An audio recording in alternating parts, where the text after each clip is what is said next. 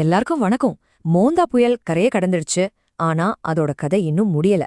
உண்மையில என்னதான் ஆச்சு இந்த புயலால? இது அடுத்து எங்க போக போகுது? முக்கியமா இனி வரப்போற நாட்கள்ல நம்ம ஊர்ல வானிலை எப்படி இருக்க போகுது? வாங்க எல்லாத்தையும் ஒன்னொன்னா பார்க்கலாம். நம்ம எல்லாருடைய மனசுலயும் இப்போ இந்த ஒரு கேள்விதான் ஓடிட்டு இருக்கு. புயல் போயிடுச்சு, சரி, இதுக்கப்புறம் என்ன? இதோட தாக்கம் இனிமே எப்படி இருக்கும்? நம்ம அன்றாட வாழ்க்கையில என்னென்ன மாற்றங்கள் வரலாம்? வாங்க இதுக்கான பதில்களை தேடலாம். முதல்ல மூந்தா புயலோட தற்போதைய ஸ்டேட்டஸ் என்னன்னு பாத்திரலாம்.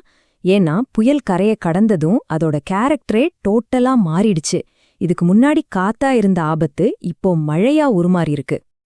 பொதுவா புயல்னவே நம்ம ஞாபகத்துக்கு வர்றது பயங்கரமான காத்துதான் இல்லையா? மரத்தை எல்லாம் சாய்க்கிற மாதிரி. ஆனா இந்த மோந்தா புயல் ஒரு பெரிய ட்விஸ்ட் கொடுத்திருக்கு. அது கரைய கடந்தப்போ நாம எதிர்பார்த்த அளவுக்கு பெரிய காத்து இல்ல, ஆனா அதுக்கு பதிலா வரலாறு காணாத அளவுக்கு கனமழைய கொட்டி தீர்த்திடுச்சு. இந்த நம்பரை பாருங்க, 25 சென்டிமீட்டர். அதுவும் சும்மா இல்ல, 25 சென்டிமீட்டருக்கும் மேல. இது எங்கன்னா ஆந்திராவுல, குறிப்பா நெல்லூர்ல இருந்து மேற்கு கோதாவரி வரைக்கும் இருக்கிற மாவட்டங்கள்ல பதிவான மழை. இது சாதாரண மழை கிடையாது, இதுக்கு பேர் தான் எக்ஸ்ட்ரீம் ரெயின்ஃபால். சரி, மோந்தா புயல் வீக் ஆயிடுச்சு. ஆனா அதோட பயணம் இன்னும் முடியல. ஒரு வெதர் சிஸ்டமா அது இந்தியா முழுக்க ஒரு பெரிய அசாதாரணமான டூர் போக போகுது. அதோட அடுத்த கட்டம் என்னன்னு பார்க்கலாம்.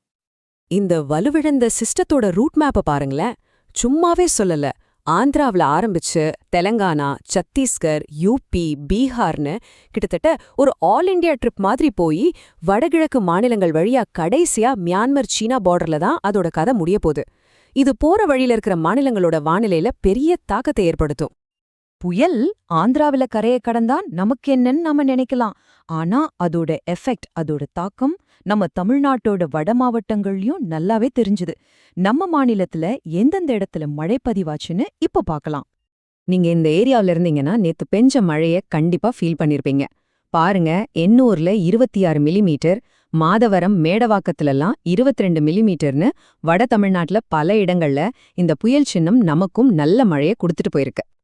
ஓகே, இப்ப ரொம்ப ரொம்ப முக்கியமான பகுதிக்கு வந்திருக்கோம். அடுத்த சில நாளைக்கு நம்ம ஏரியாவுல வானிலை எப்படி இருக்க போகுது? வாங்க டே பை டே பார்க்கலாம். சரி, இன்னைக்கோட ஃபோர்காஸ்ட்ல இன்னைக்கு சாயங்காலம் தெற்குலேந்து காத்து வீசுறதால நம்ம டெல்டா மாவட்டங்கள், அதாவது நாகப்பட்டினம், திருவாரூர், தஞ்சாவூர், அதுபோக புதுக்கோட்டை, ராமநாதபுரம், சிவகங்கை பகுதிகள்ல இடியோட மழை வர வாய்ப்பிருக்கு. சரி, நாளைக்கு என்ன நேரமா? நாளை ஈவினிங் குறிப்பா நார்த் கோஸ்டல் டிஸ்ட்ரிக்ட்ஸ்ல இருக்கிறவங்க கவனிக்கணும். அதாவது திருவள்ளூர், சென்னை, செங்கல்பட்டு, விழுப்புரம், பாண்டிச்சேரின்னு இந்த பகுதிகளில் ஒரு ஷார்ட் அண்ட் ஸ்வீட்டா ஒரு அரை மணி நேரத்துக்கு மழை பெய்யலாம். ஒருவேளை அறுவடை செஞ்ச பயிர்களை காய வச்சிருந்தீங்கன்னா கொஞ்சம் கவனமாயிருங்க. அடுத்து வர்ற வீக்கெண்டு, அதாவது அக்டோபர் 31 நவம்பர் 2 வரைக்கும் தமிழ்நாட்டுல பெருசா மழை இருக்காது. வானிலை பெரும்பாலும் ட்ரையா தான் இருக்கும். இந்த நாட்கள்ல மழைப்பொழிவு ரொம்பவே குறைஞ்சிடும். எங்கேயாவது ஏலகிரி, ஜவ்வாது மலை மாதிரி நல்ல மரம், செடி இருக்கிற மலைப்பகுதிகள்ல வேணும்னா லேசா தூறல் போடலாம். ஆனா அதுவும் அங்கங்க மட்டும்தான், பரவலா எதிர்பார்க்க முடியாது. மோந்தா புயலோட கதை ஒரு பக்கம் முடியிற ஸ்டேஜ்ல இருந்தாலும் அடுத்தது என்னங்கிற கேள்வி வருது இல்லையா? வாங்க நம்ம பார்வைய இப்போ நவம்பர் மாசம் பக்கம் திருப்புவோம். சில புது சிஸ்டம்ஸ் உருவாகிட்டு இருக்கு. நவம்பர் மாசம் மழைய ஸ்டெப் பை ஸ்டெப்பா கொண்டு வரப்போகுது.